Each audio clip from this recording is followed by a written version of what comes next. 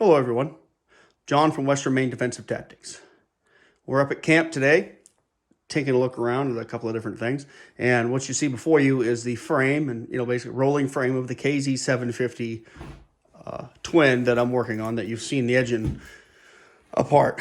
That engine is in my shop and we're working on that. But I thought you might want to see this and a couple other things. What I'm going to do with this, I just got some bearings in for the wheels. I'm going to change the wheel bearings. I'm going to probably try to do the steering stem bearings too, as well as the swing arm bearings if I can find any. Those seem to be a little bit difficult to get.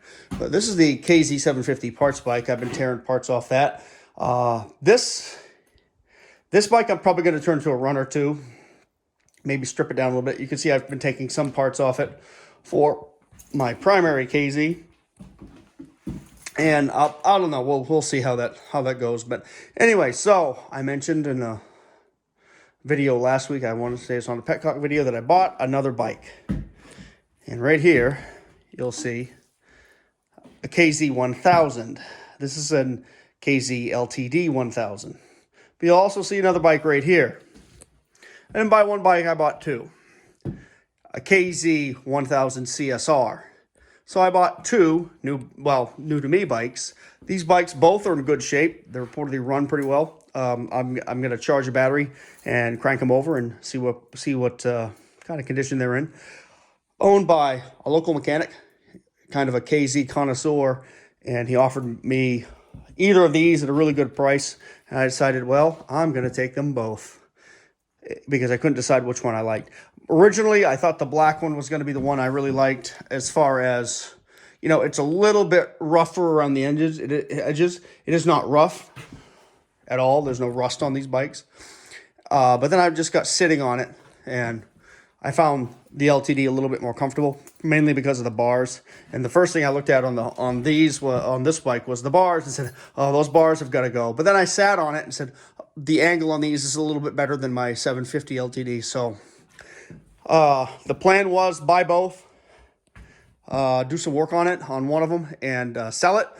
I think right now my plan is, because it seems like this bike is going to be a while for me to get some parts in on, I'm going to do some work on the frame on this, just, some painting, because it's got a few rust spots. Paint the frame up on this, clean it, do what I can right now in the condition it's sitting, change the wheel bearings out, things like that. So when the day comes when I can get that engine back in it, it's ready to roll. And once I've done that, and on these is probably new tires, brakes, oil change, oil filter, air filter, and maybe clean the carbs if it needs it. But other than that, I think I'm just going to ride these two and see if I need to change anything. I don't like the seats of this type on the 750 were uncomfortable. These are both original seats, I believe. That one might be a Saddlemen, I'm not sure. But these seem to be a little bit more comfortable. They seem a little wider, more long before the step up. So I'm going to ride them and see what happens. But these are a hell of a lot more powerful than the KZ750. Much more popular. So I've already seen that there's a lot more variety of parts available for these two than there was the 750. So maybe the 750 will get knocked off the rung of the Apocalypse bike, and maybe the 1000 will take that because parts are a little bit more available. And these are really, really good bikes. They have anybody that's familiar with Kawasaki's knows that these are basically the refinement of the Z1, the Widowmaker, and real good bikes. I'm gonna give these a good once over.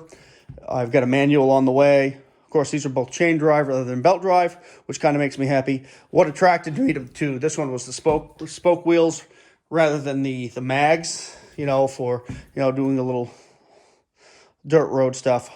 But I'm not going to beat these bikes too much. I'm going to get them on the road and ride them and enjoy having a larger displacement bike, because this will be the largest bike I've owned, not the largest bike engine-wise that I've ridden, but it'll be the largest one I've actually owned. But anyway, you'll see probably some more of these in upcoming videos. But These bikes really, they need a little bit of TLC here and there, but they do not need the extensive work that this one needed. But that's what happens when you buy, a bike on the side of the road for $400, vice one that's been stored inside that a mechanic owned. Anyway, I hope that pleases you because I know everybody likes the KZ1000s and I do too. All right, take care. Bye.